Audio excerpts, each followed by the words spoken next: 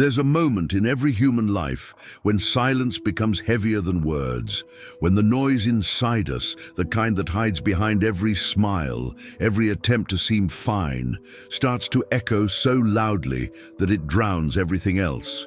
We spend so much time trying to look peaceful, to show the world that we're okay, that we forget the essence of peace has nothing to do with appearances.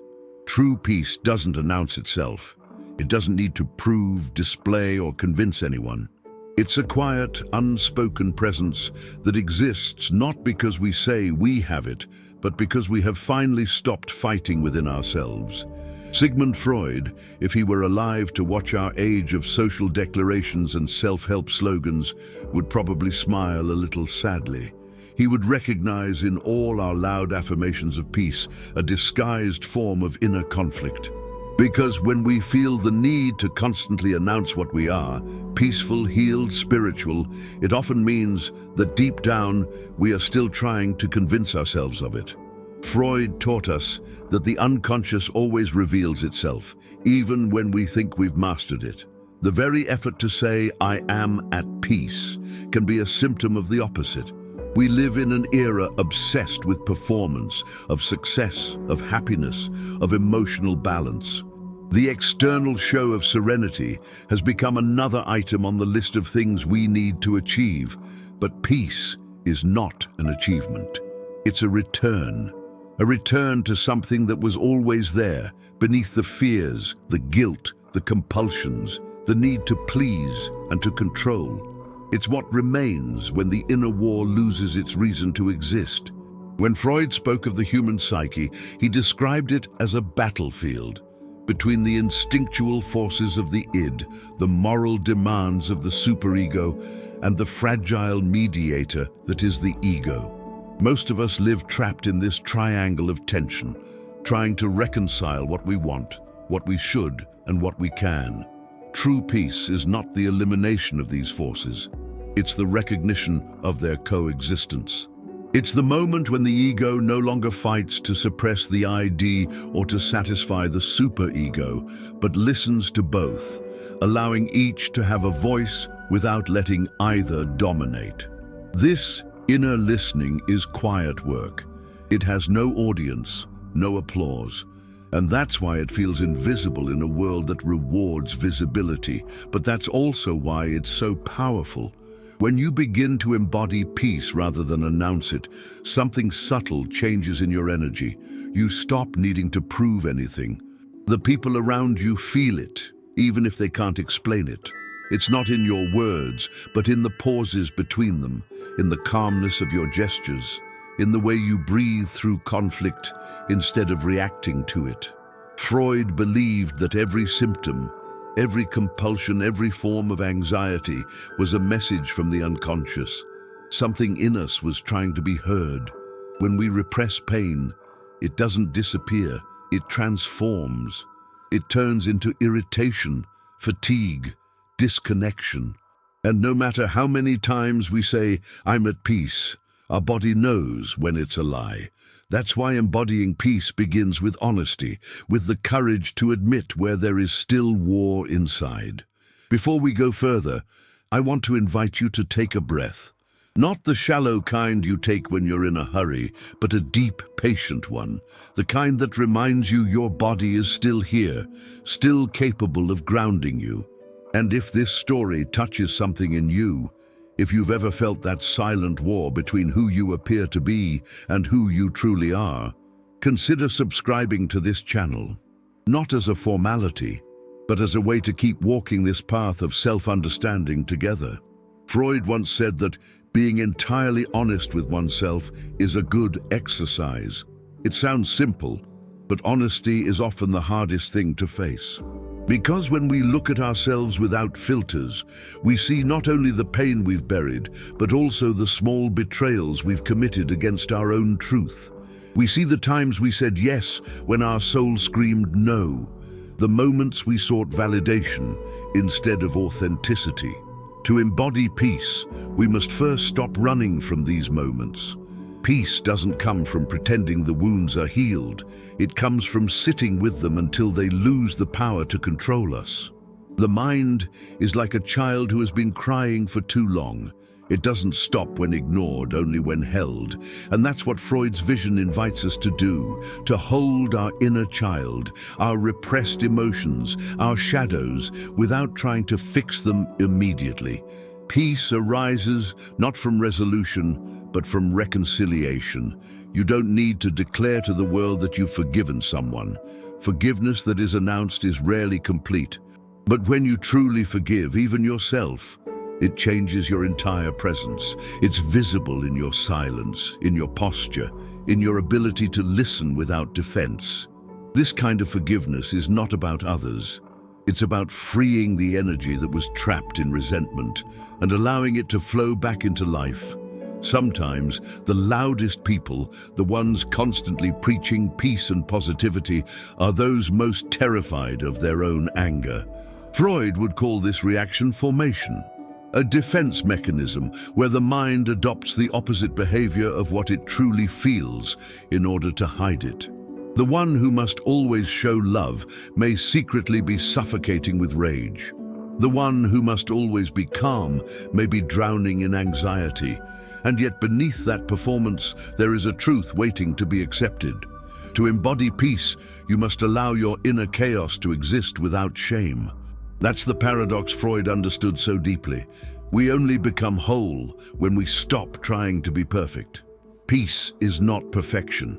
It's the acceptance that wholeness includes contradiction. You can be both wounded and healing, both angry and compassionate, both uncertain and wise. The peace that endures is born from that integration.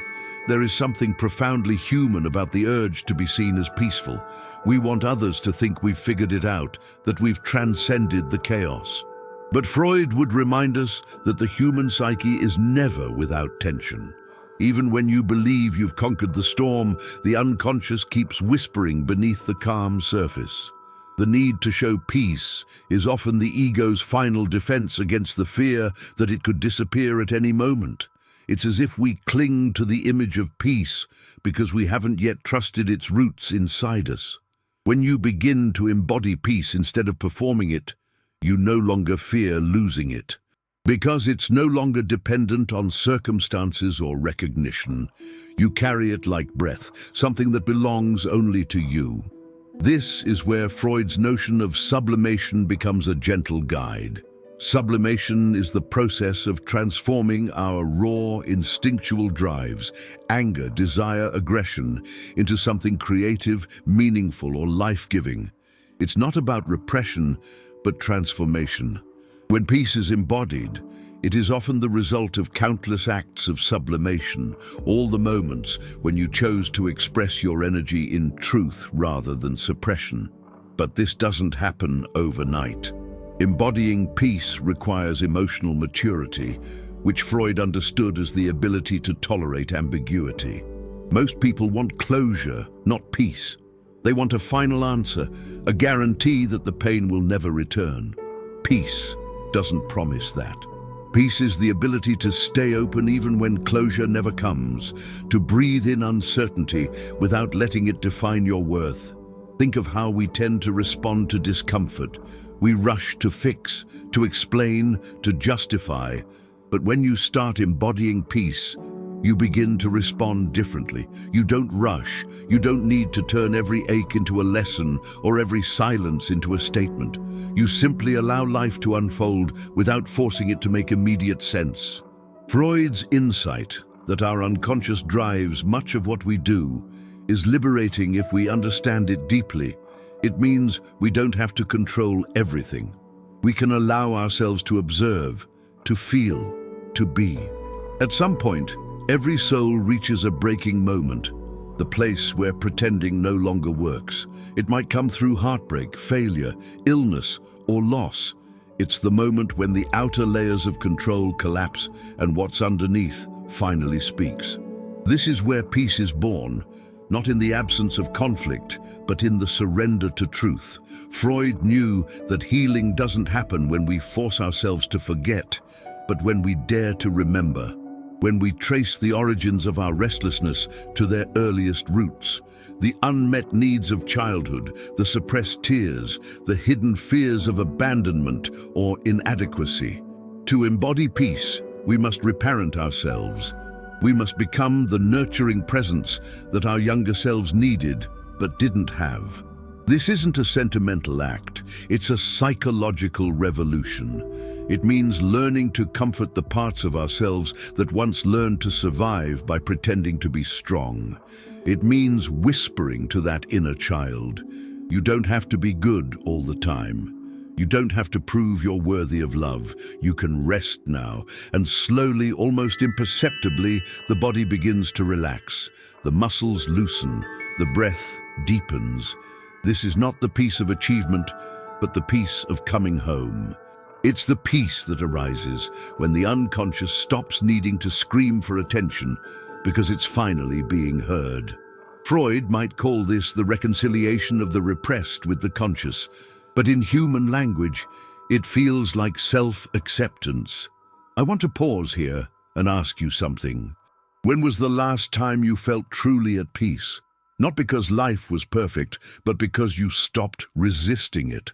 When was the last time you allowed yourself to feel calm without explaining why? If you feel called to share, I'd love to read your words. Type in the comments, "I'm learning to embody peace, not perform it." Your story might help someone else who's still caught in the same war you've been healing from. There's a quiet revolution in those words. Because the world teaches us to perform everything: happiness, kindness, forgiveness, even spirituality. But peace can't be performed. The moment it becomes performance, it loses authenticity. Embodying peace means living in such a way that your stillness doesn't depend on the approval of others. It's no longer a show, it's a presence. When Freud analyzed dreams, he saw them as messages from the unconscious, a symbolic expression of our unspoken desires and conflicts. The dream doesn't announce its meaning, it embodies it. In the same way, when you embody peace, you become like a dream that carries truth without explanation. You don't need to announce your intentions. Your energy speaks louder than any declaration. There's a kind of sacred humility in people who embody peace. They don't try to convert anyone. They don't preach calmness or correct others. Their peace isn't loud because it doesn't need to be. They walk through the world with a softness that invites others to exhale. Their silence is not emptiness, but fullness. It's the quiet confidence that nothing needs to be defended when you are aligned with yourself. Freud once described civilization as a process of restraining our instinctual drives in order to coexist. But he also warned that too much repression leads to neurosis. In our modern context, we repress not only our instincts but our truth, our fatigue, our sorrow, our anger. We wear masks of peace that are heavy to maintain. Embodying peace means taking off that mask. It's not about renouncing your emotions. It's about letting them flow without letting them control your essence. You don't destroy the storm. You learn to breathe inside it. Many people fear that if they stop performing peace, they'll fall apart. But the paradox is that only by stopping the performance does real peace become possible. Because what we repress always finds a way out. Through tension, irritability, disconnection. To embody peace is to befriend your own complexity.